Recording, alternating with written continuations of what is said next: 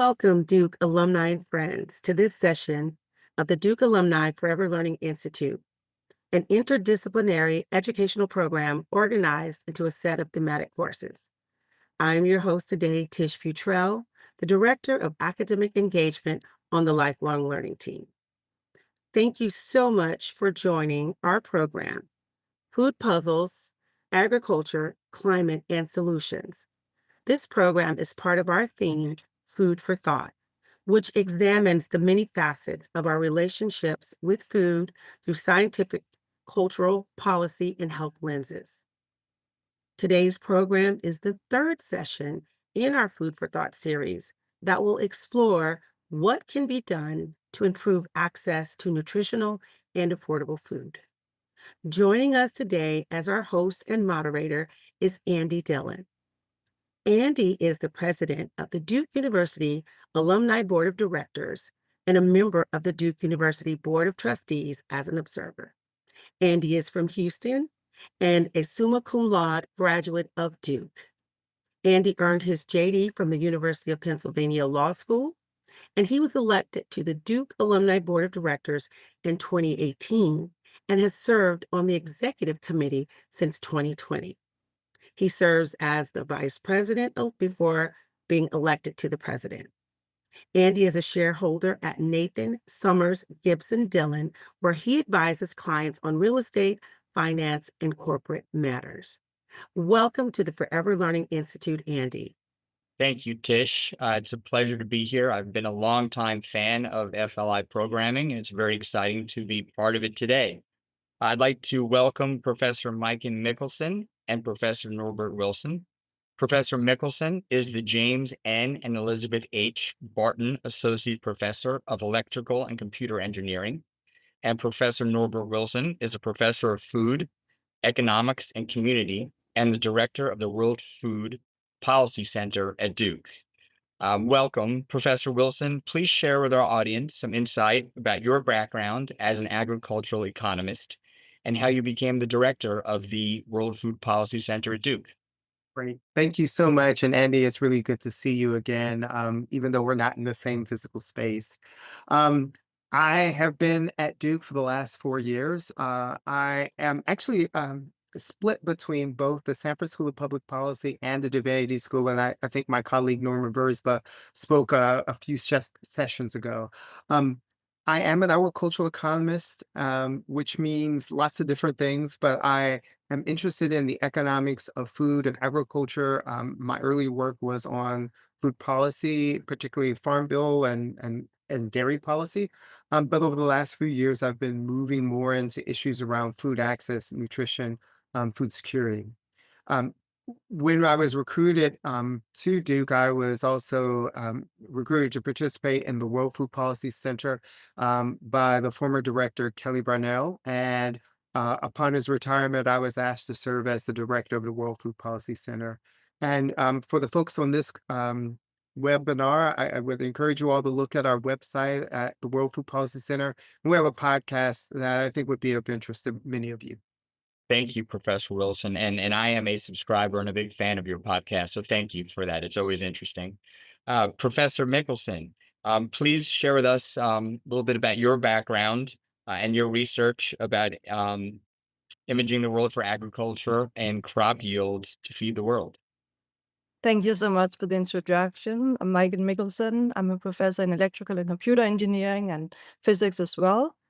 I'm a trained physicist, a quantum physicist. So right now I'm working on a number of different areas, but they're all tying into working on new nanomaterials and seeing in particular how the interplay between nanoscale design and the optical or optoelectronic properties. And I'm really interested in designing nanomaterials on a deep nanoscale. So where critical dimensions are on a sub 10 nanometer scale. So we're almost going into like chemistry ways of creating these materials. But it's really exciting because we can end up with material building blocks that has properties that are far removed from the bulk counterparts. And my research team, we're looking at how we can use these new nanomaterials to make breakthroughs in a number of areas. We have looking at breakthroughs in classical optoelectronics, which is what we can use to support agricultural practices, but also in quantum information science and in biosensors. And related to our session here today, I'm also directing a center that's supported by the Department of Defense on new sensing and imaging of the world around us for a variety of applications, including agricultural practices, where we use new nanomaterials, new nanophotonic building blocks, and something that's called metamaterials as well.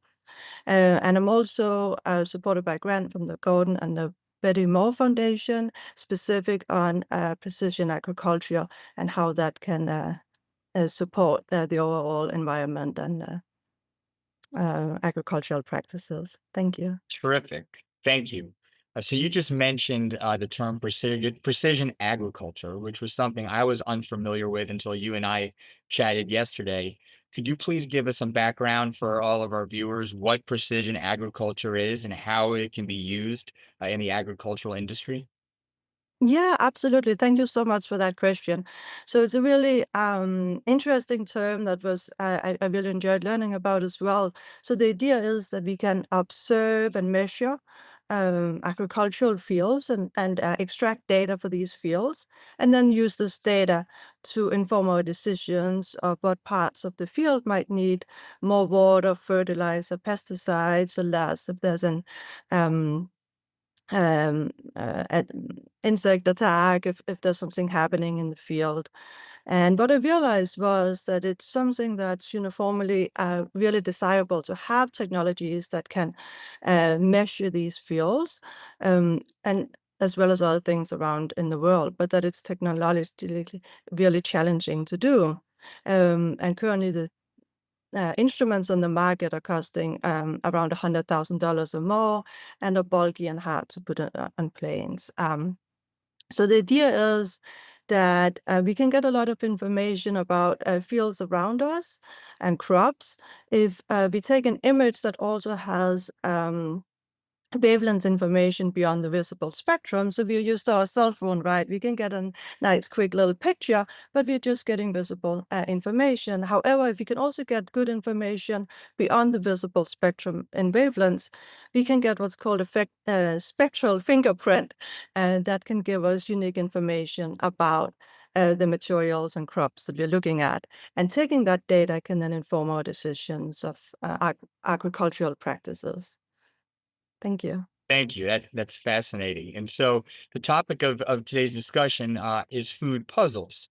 So Professor Wilson, hearing what Professor Mikkelsen discussed from the technological standpoint about assessing risks and needs for development of crops and other agriculture, could you please tell us some of the issues that we face in our country or worldwide as it relates to food security and food waste, and that what you were studying at the World Food Policy Center?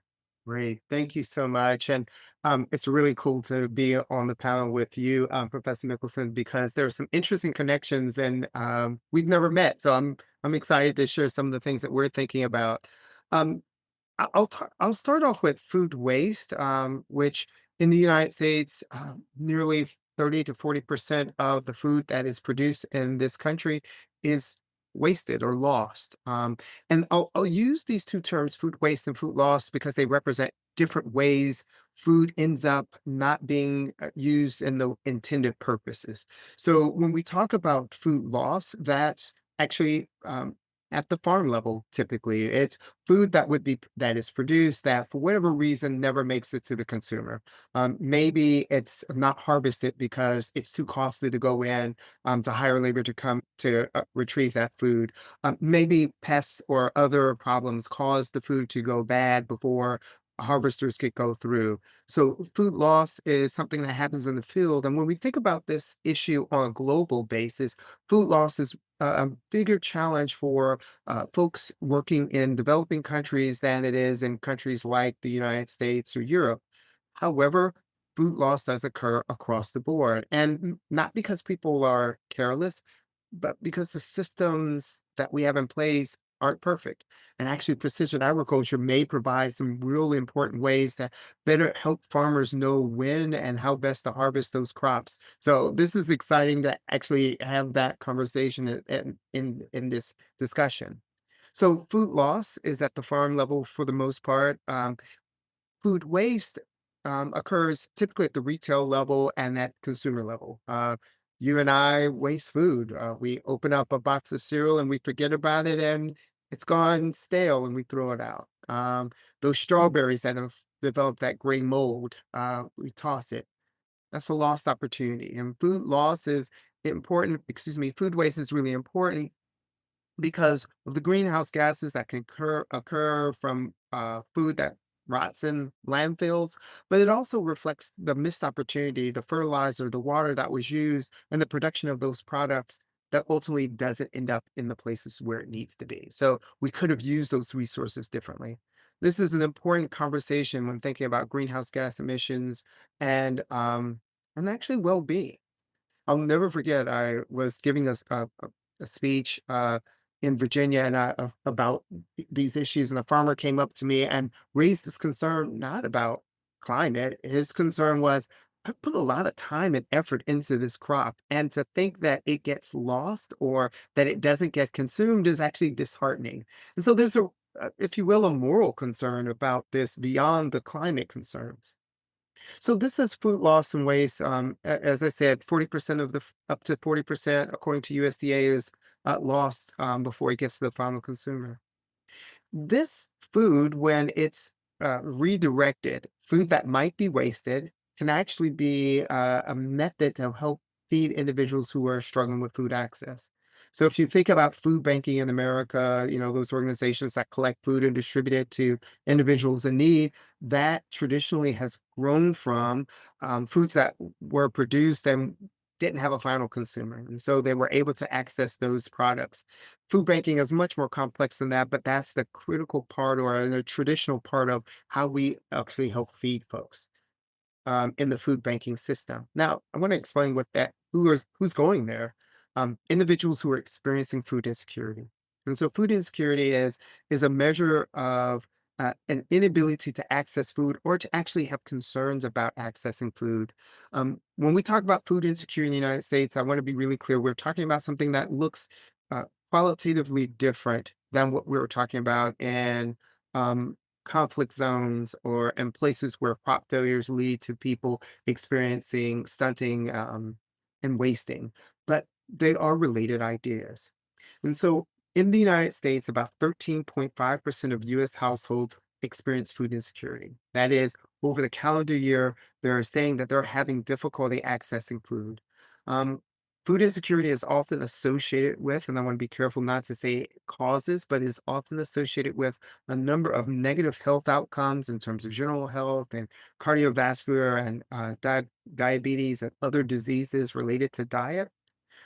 But it is also connected to uh, behavioral and performance issues for children in school. So addressing food security can be an important way of solving a much larger complex of challenges that low-income individuals in America face and also around the world. Excuse me. Thank you, Professor Wilson. And just so explain something to me when you talk about food access and food security, there's a distinction, or tell me if there is, between access to food generally and then access to healthful food, correct? Very good point. And so right now, USDA is very much interested in trying to define this idea of going from food security or only talking about food security and talking about nutrition security. And as I understand it, we don't have those definitions fully defined. Nutrition security is one that's a newer term, but we know that access to calories, which is often associated with food security, is not sufficient. And let's be honest, if we look at the definition of food security, it's really about access to high quality nutrition. So it's really embedded, but we often distinguish those because traditionally we're like, can we get enough calories for people? Now we're saying, can we get them the right calories? Great.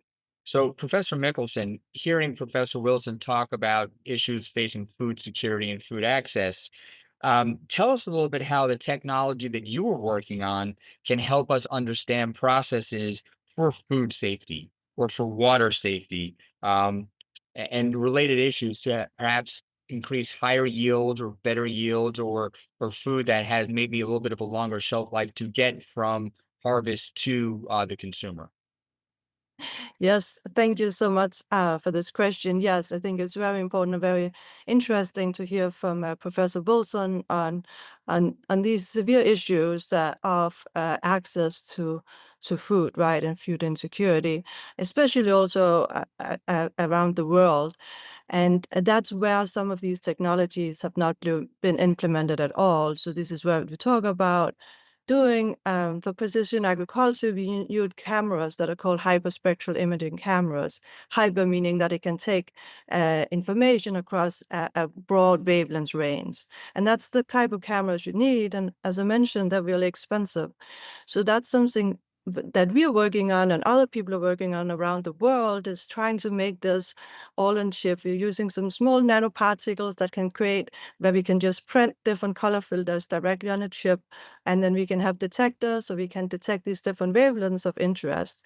And these could be very inexpensive and very lightweight.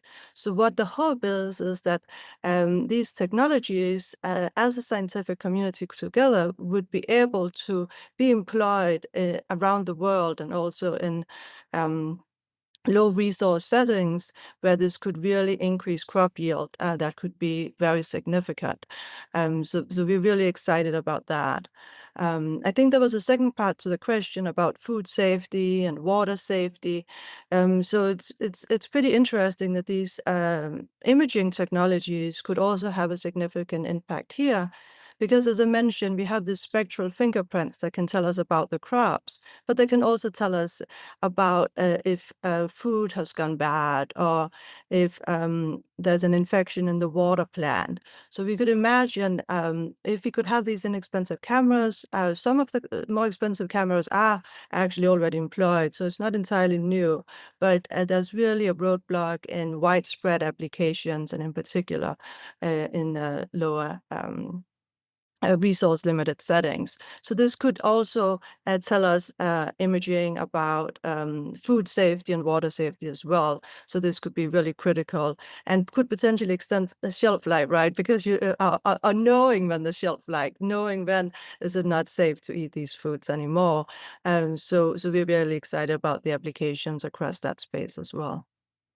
Thank you. That's great. So, and with the application, for example, out of curiosity, because in the news a lot recently has been a recent E. coli outbreak through, I think that came from food served at McDonald's, and there have been some time to try to determine where it came from, whether it was from the beef, and they think now perhaps it was from onions.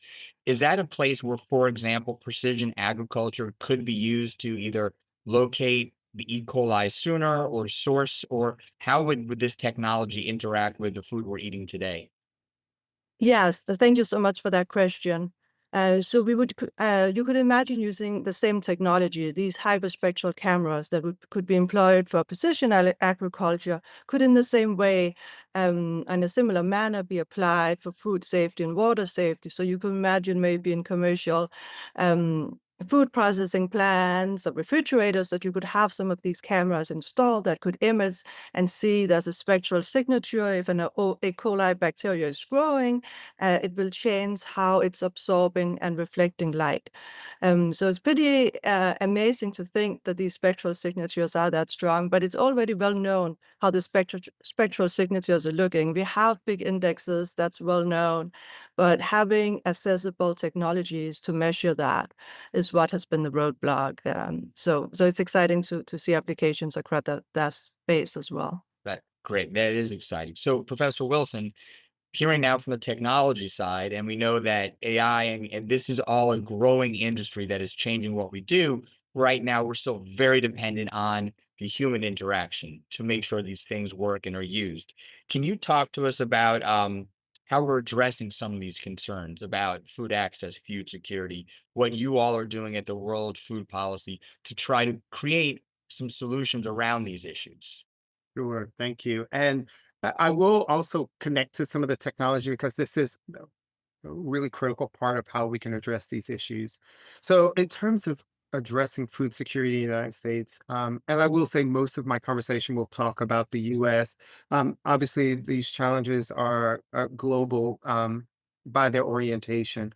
But when we talk about food security in the United States, a critical way that we uh, help individuals who have limited access to food is through programs like the Supplemental Nutrition Assistance Program, SNAP, what used to be called food stamps. Um, individuals who have a relatively low income with limited assets, especially if they're children or if they're older adults or if they're individuals in the household who have a disability, are eligible for the food stamp program, or SNAP as it is called today. And it provides people an electronic benefit transfer card. It looks like a debit card that they can use in the grocery store to purchase pretty much any kind of food item, except for already cooked foods. There are some limitations and restrictions here and there. This has been shown over and over by a wealth of academic and government research that shows that access to SNAP really does reduce the prevalence of food insecurity. It's a it's a pretty obvious connection that's causally shown. Improved food security. The way to improve food security is by providing people with those resources. Because at the end of the day, in a weird way, the challenge of food insecurity in the United States is not about really about food. Food is important, don't get me wrong. It's actually about financial and economic access to resources. So thinking about SNAP as part of a larger set of policies that provide support to individuals from low income, SNAP is a critical program. When we talk about how that's actually supported, you may be surprised to hear that it is actually supported through the Farm Bill. The Farm Bill is this large omnibus piece of legislation which is updated every 5 or so years. The Farm Bill, the last one in 2018, expired last year, and so there's been a continuing resolution to keep it going. And I doubt it'll get resolved this year because I don't know, there's something happening in November that may slow it down. But this is a critical piece of legislation that provides supports to SNAP. 75%, 76% of Farm Bill expenditures goes to food security, goes to SNAP. Farm Bill also provides support to individuals who are farmers through subsidies, through researchers to fund research that USDA supports. And it supports also a number of conservation programs. So if you think about um, uh, climate smart agricultural programs, they're funded through the Farm Bill. So this is a critical part. And there's been efforts in the Farm Bill to address issues around food waste.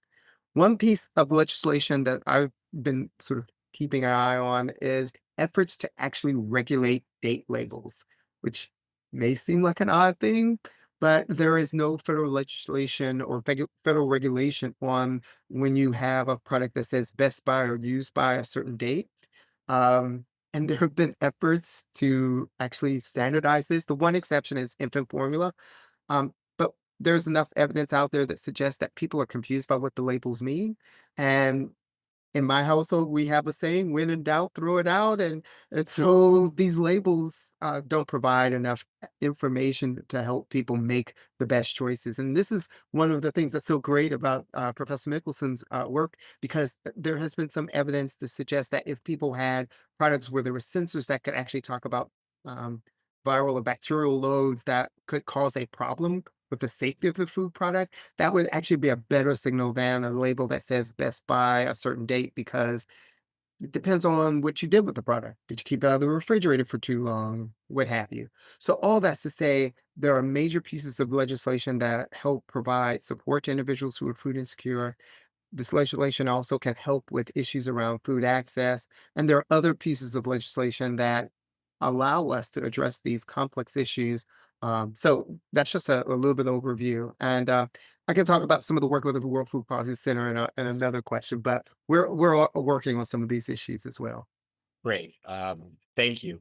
You had mentioned Professor Wilson at the top, how you haven't met Professor Mikkelsen yet, but how interesting it is to speak with her about her area of expertise and yours. And that's just one of the things that is so special about Duke, the opportunity to collaborate with world experts in different departments. It's just a question of us starting these conversations. In that theme, one of the major initiatives by the university is the climate commitment that we've spoken about. So I'd love to take a couple minutes in this next segment to talk about climate and the effects on climate change on our food systems. Perhaps we can start with you, Professor Mikkelsen, on your work and how it relates to climate. Absolutely. Yeah, so there's lots of interesting relationships, right, with the climate and food and agriculture. And one thing I realized after starting this line of research is that um, lots of fertilizer, right, is used in agricultural production, and often the farmers don't exactly know where to put it. But there's a lot at stake, right? They don't want to not have a bad crop yield. So often you are applying a little bit more than it's actually needed. So by estimates I could find, about half of the fertilizer applied is not actually used and it's just runoff. And it's not just a question about money that they're using all this extra fertilizer. Fertilizer ammonia is actually made by this Haber-Bosch process that is done under high pressure, a high temperature, and is leading to, by some estimate, around 2% of global greenhouse gas emissions. So when you take a step back and think about we are using 2% of greenhouse gas emissions for this, yet half of it is maybe not even used. So then it's interesting to think if you could make new technologies that it could allow us to only use what's needed, then we don't see any less crop yield, but we can see an immense impact on the environment. So that's another direction where I'm really excited about the research to have an impact on the environment in this way. Thank you.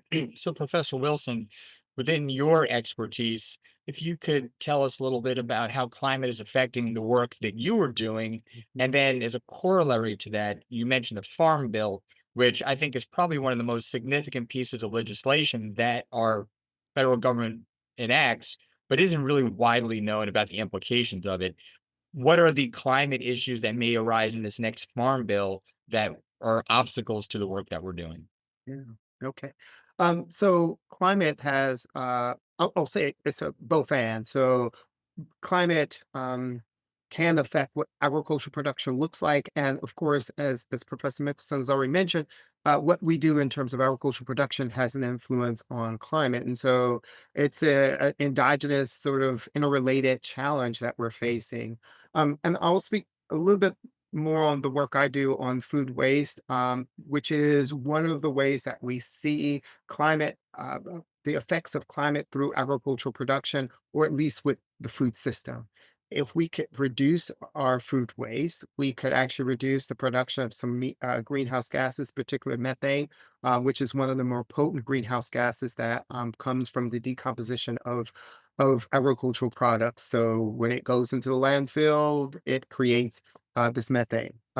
But as Professor Mikkelsen already mentioned, and I just want to kind of emphasize that, if we end up using fertilizer in a way that provides, if you will, an insurance against crop failure, and it allows for extra fertilizer to be used, but we ultimately waste that product. We don't use it for the purposes it was intended, then that's a wasted set of resources. So we produce greenhouse gases for nothing. And so if we can find more efficient ways, if we can produce crops in ways that prevent crop failure, that prevent the use of excessive use of fertilizer, mitigate those challenges, then we're doing something to help address this issue of climate. You mentioned a farm bill, and I would say the farm bill has pieces of legislation. There is the conservation title, which does encourage farmers to use climate smart production practices where they're using cover crops, which allows for carbon capture, which also holds soil in place, which could reduce the amount of fertilizer and other implements needed to help build up soil that has experienced soil erosion. So there are parts of the legislation that actually works toward that goal of helping reduce the negative effects of agriculture on the climate.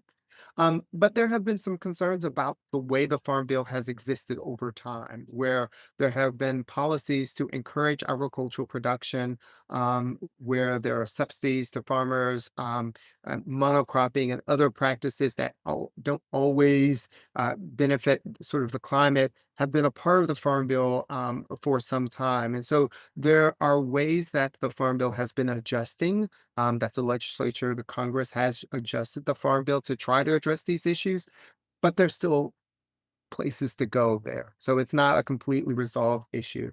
But I would encourage us to pay attention to what's going on in the Farm Bill if we're concerned about climate issues. And I will say, the Inflation Reduction Act a few years ago actually implemented some additional funding to support climate smart agriculture that looks like it's going to be implemented through the Farm Bill as well. So it provided some guardrails to keep the Farm Bill concerned about and moving forward on climate issues. Great. So for my next question, I'd like to, and I'll start with you, Professor Wilson. Perhaps this is one that each of you can answer from your own seat at the table. But how do you see Duke fitting into these efforts to address food security or food access or these agricultural issues more broadly? And perhaps this is a good jumping off point for you to tell us about your work with the World Food Policy Institute. I didn't mean to keep it a secret, so I'll just say um, Duke is a really unique place. And just this conversation actually shows me there's someone else working in this space that I didn't know about and I'm really excited about. So if you talk to a lot of faculty on Duke's campus, they wouldn't probably say, "Oh, I work in agriculture or food." And yet there are so many people who touch on this issue in different ways that it's exciting to learn about the possibilities of collaboration. So a couple of things that are happening out of the World Food Policy Center. So I work with a staff of folks. We have a graduate student who's working with us, and we work through even things like Bass Connections, where we're working with students to address issues of access to food and the charitable food sector, sort of food banking, food pantries, how they work. Um, I'm working on issues related to food waste, which is a part of a large NSF network grant that is in collaboration with researchers across the US. I'm working with a graduate student who's shared between public policy and Sanford. Excuse me, public policy at Sanford and sociology in Trinity, working on food access issues and food security. And we have a tradition at the World Food Policy Center of addressing these issues. But we've been reaching out to faculty across Duke's campus to identify individuals who are interested in food issues. And so we've had collaborations or conversations with folks at the Duke Farm, the Duke Campus Farm, Saskia Cornis. We've been in conversation with people like Norman Versva and folks in the law school to talk about agricultural policy issues. So there are folks who are interested in this work, and I think it's a real opportunity for us to find ways of collaborating and moving these conversations forward and creating new research opportunities. Great. Well, I hope to sometime see in the near future, perhaps a collaboration with computer science as well. So, um, Professor Mikkelsen, can you tell us a little bit how you see your work fitting into this issue within the Duke community?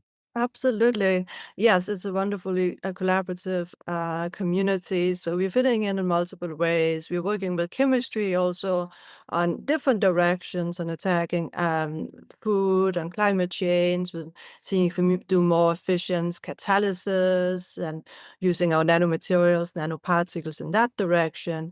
We're also going on seeing if we can prototyping these hyperspectral cameras, if you could then put it on drones. There's a lot of work in robotics and AI and machine learning, right? Because if we end up taking images of everything, right, then we end up with a lot of data. So then having efficient ways of analyzing that data in real time, and we have a lot of strength at Duke in that area as well. So we have a lot of potential connections across a number of very different fields in a way that can come together to address these grand challenges. Super. So, Professor Wilson, within the World Food Policy Center or otherwise, do Duke people in the Duke community. So I imagine the question we all are having is what can we individually do to start maybe making some progress here? One person alone can't necessarily move the needle all that much, but if we aggregate our efforts, we can start doing something. What sort of things can we be doing on our own? Sure. I would start first and foremost in addressing food security issues. It is paying attention to what policies are going on that address issues around poverty. Um, you address poverty, you address these larger this particular issue. So that's one thing that is pretty straightforward. And I realize that the political spectrum is broad and there are lots of different ways and different ideas about how we address this. But at the end of the day, if we can reduce poverty, we can address this issue. And that means that can mean a lot of different things. And I want to be careful and acknowledge that people come from different perspectives on this issue. But that's the first thing. When it comes to issues around food waste, we can make individual choices at our home. We can be thoughtful about how we purchase foods and how we ultimately use them. There is nothing like learning how to make new recipes from things that are left over in the refrigerator. Even those small steps are important. Things like composting can be a useful way, but it's also being mindful when we make purchases at the grocery store. The last thing I'll add in sort of the effort of how we can help address these issues, while this is not the root cause, but it does play an important role in helping individuals meet their food needs. Supporting local food organizations can be a useful and important way of helping individuals in our community meet their food needs. So that looks different in different communities, but your local food bank or food pantry could use the support, however that looks, either with time or resources. So that's just a series of things that can be done. But I'm sure folks on this call have thought of other ways. And so I encourage creative, innovative solutions that create economic opportunities for people in our communities. Thank you. Professor Mikkelsen, I assume there are fewer things that individuals can do in your world of expertise. So unless you have something you want to add, I won't specifically ask that question to you. Uh, Yeah, I'm following Professor Wilson's and trying to do the steps at home. I have 4 little kids, so they like to waste the food. So trying to teach them and the next generation to not waste the food is something we're working on every day at home. well, I understand that. Um, you both were struck by interest and excitement about speaking with each other about your area of expertise. I wonder if you have any questions for each other that I didn't ask, which are nagging at you as something which should be asked um, on a level that those listening to this call would understand the discourse.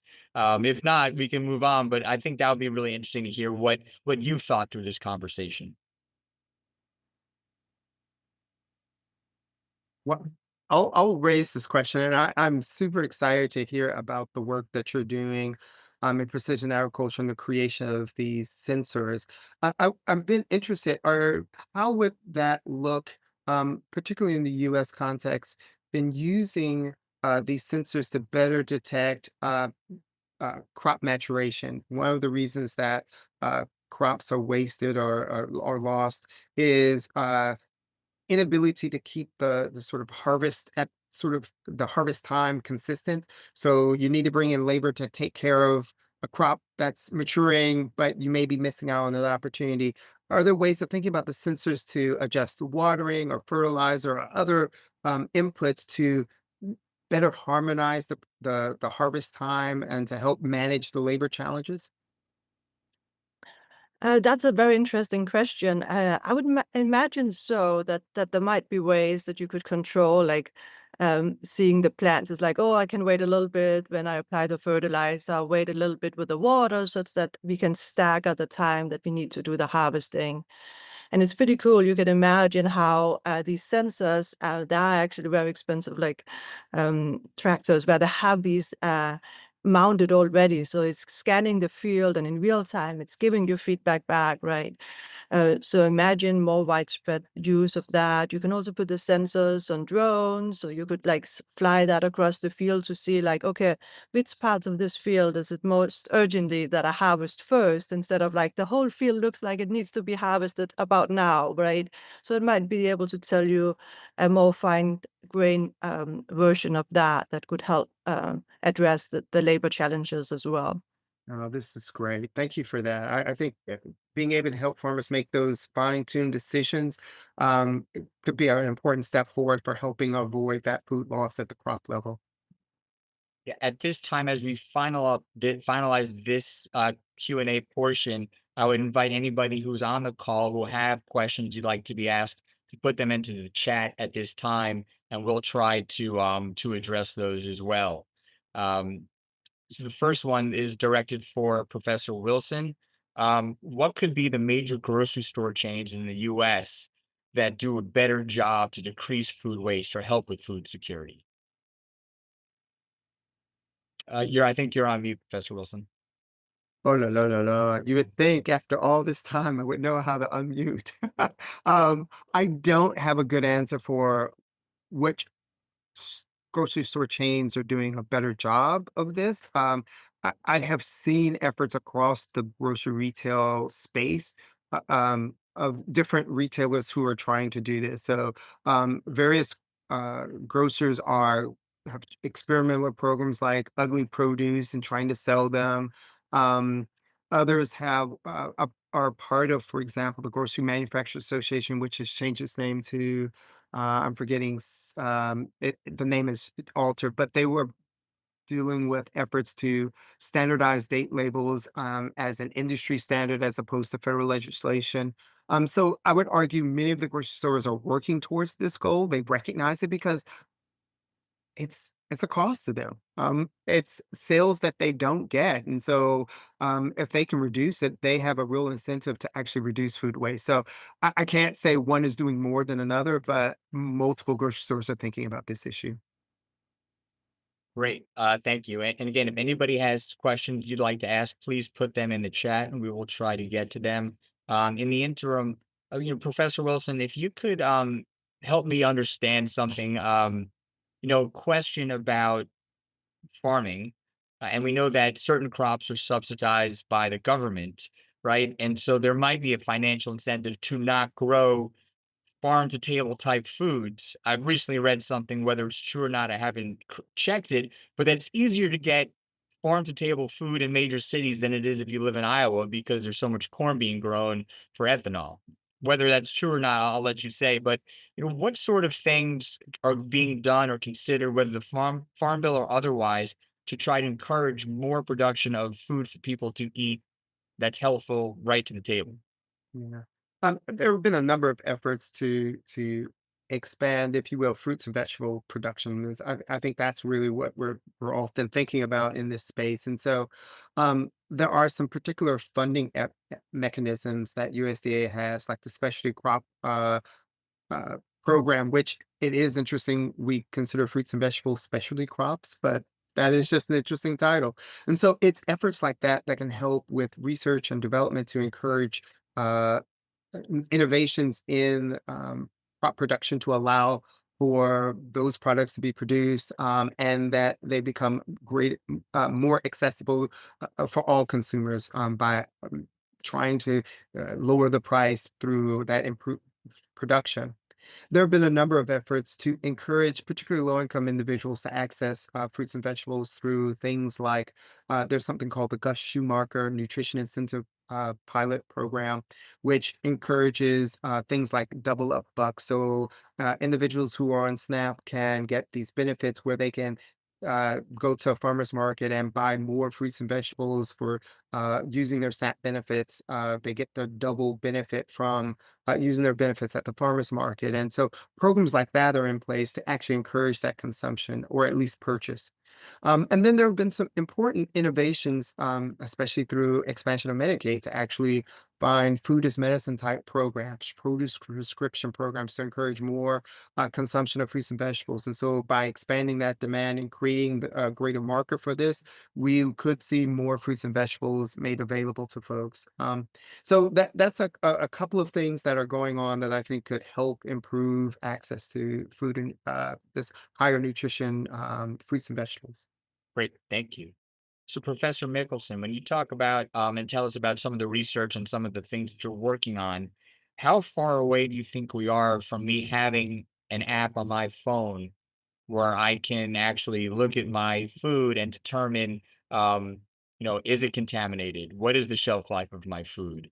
Where are we in terms of that ability? I know you said how expensive it is for these products today, Is there a timeline you think where we would see this in the accuracy of food sensors?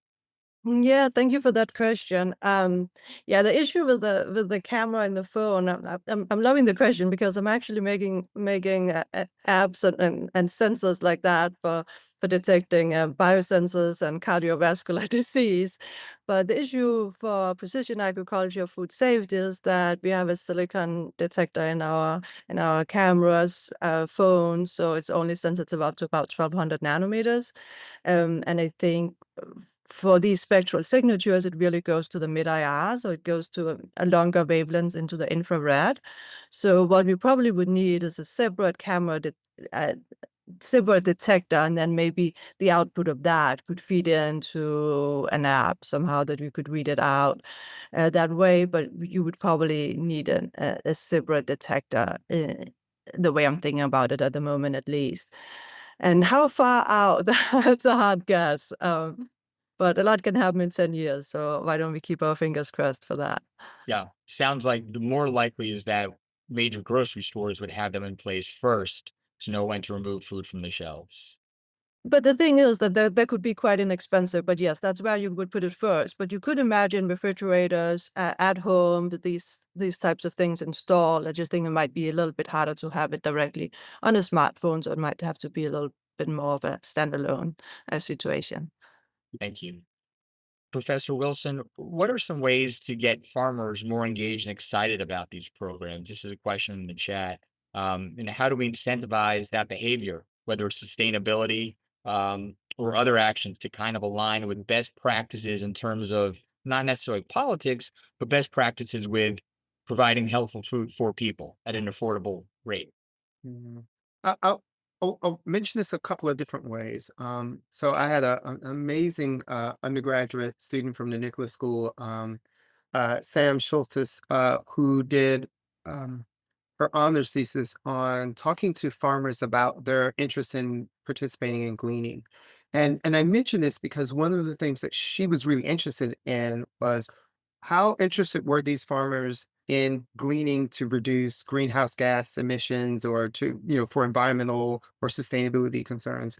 And what she discovered is that those farmers were more interested in gleaning this idea of harvesting crops and giving it to charitable food organizations because they saw it as a way of addressing food insecurity. Like, that was a big motivator.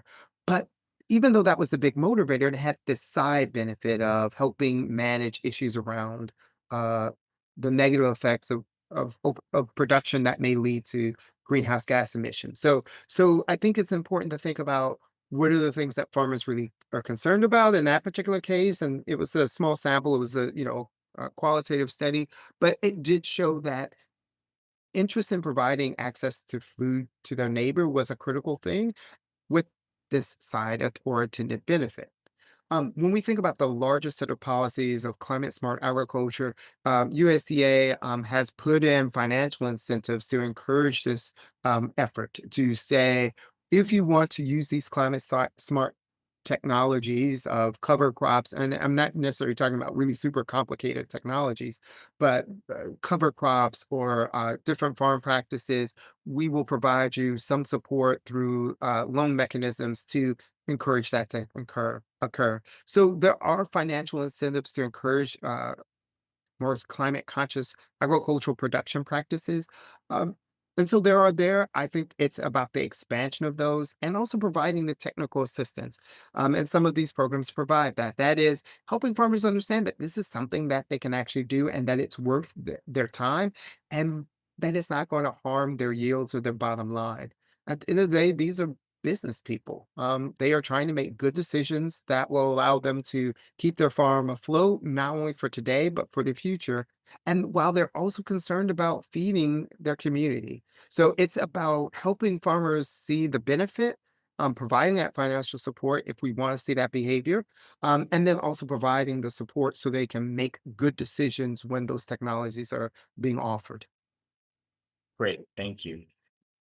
Professor Mikkelsen, you touched on this slightly earlier, but I wanted to ask, as it relates to the technology that's in place today, what is the accuracy and the precision of these sensors? And um, Are there false positive type results? How frequently does that happen? Because I would imagine at this time, that's a part of the trust in the system as well. If people are going to take action based on these sensors, where are we now in terms of that accuracy? Yeah, so one big challenge with that is that um, often a lot of the technology that is in use nowadays are different called band gap detectors that are working over a short wavelength range, and then they're put together. So then there's often gaps between that. So there's often you don't get exactly the wavelength information that you need. So one challenge, but where you can still extract from it some relevant information. So a lot of the products, I was trying to understand a little bit about the products in the market, and I could see some of them was like, oh, we can do this wavelength range, even though this broader one would be giving more accurate information. This is still beneficial. So some of the things that we're looking at and others around the world are looking at is using thermal detectors that can be sensitive across the spectrum, and then using nanotechnology and nanoparticles so that you can target the exact wavelengths of interest instead of have to derive it from a less desirable wavelength information. So that's one way that we are trying to address some of the current technology shortcomings. And otherwise, I would imagine that you could do more frequent scannings, right? So you can maybe rule out some of that noise if you're not getting as good signals. Other things is also that it might not just be a single wavelength. You might have indexes that are saying you would expect a signal at this wavelength, this, and the relative weight of these ones. So there's a little more to it that helps the farmers nowadays to extract useful information. Great. And I think the last question of the day is, and thank you, Professor Mikkelsen, is going to go to Professor Wilson. And this is from the chat. It's a question it's from Christina, who is a market scale fruit and vegetable farmer. I don't know if you saw her question, but it has to do with incentivizing and tax policy that when she donates unused food to charitable organizations, she doesn't necessarily get a deduction because she's already had deduction because of the production. What's being discussed in the food bill, if anything, to try to create proper incentives so this is encouraged? Really great question. And our center has actually worked on issues related to this. I will say we had a great student who was funded by EADS to look at the Society of St. Andrews, which is a gleaning organization in the US, to see about a tax incentive that used to exist in the state of North Carolina that was lost through tax reform back 10 or so years ago. And the question was, should we bring this back? And one of the things that this former student, this Duke alum, actually discovered was that farmers didn't use it. Some did, but it was a small incentive. So that's not to question the idea that's being brought here. There have been efforts to implement tax reductions associated with farm donations, and it is on a state by state level. While there is some federal legislation along this line, I would argue that it's critical if this is something that's important to actually talk to local farm bureau or other ag-based organizations to see if the state legislature in your state could address this challenge. But one of the things is it can sometimes be so burdensome that farmers, and this is what we thought was the case with farmers here in North Carolina, that it was too burdensome to actually fight for it. So not only does the incentive need to be there, but the possibility or the access to it needs to be made relatively easy. So those are the sort of things I would think about. But I really appreciate it. There can be some real benefits, and with careful thought about state and even federal regulation or uh, legislation, efforts can be improved to incentivize farmers further. If I could ask a follow-up, Professor Wilson? Sure. Let's wrap it up. We're talking about Duke students a little bit. So within public policy, within the World Food Center, what role are Duke students or Duke alums taking in furthering this conversation with the efforts that you just mentioned, for example? Yeah, we had, I will mention, over the years, even before I was a part of the Food Policy Center, the World Food Policy Center, we have had a number of students who come through and work on everything from their master's project for their master's in public policy to undergraduates who were funded through funds directly from the center or from other funds like the EAD or even from federal grants to work on various research projects. So I would say that's probably true for Dr. Mikkelsen's lab as well. We depend on students. Students are amazing researchers, and with a little bit of guidance and direction, they can do great work in this space. And we know that once they leave our labs, our centers, they are able to do that work out in the world in meaningful, important ways. Maybe not necessarily or only in terms of research, but as informed citizens, they can make better choices. So we've seen them do this great work in our centers and labs, and we know that they'll continue with the learnings that they obtain from our time with them out into the world. So we just encourage our students to keep coming to us and having opportunities and develop these collaborative relationships so that they can go out and do even greater things out in the world. Great. Well, thank you very much. I think we're running up on time and what I think has been a fantastic conversation. So I personally want to thank both of you, not only for your hard work, just generally in the field, but for taking a break from that um, to share your thoughts with us today. I'm going to now turn this back over to Tish to wrap it up, but thank you both. And thank you to Maiken, Norbert, and Andy for a great session, and to our audience for joining us today.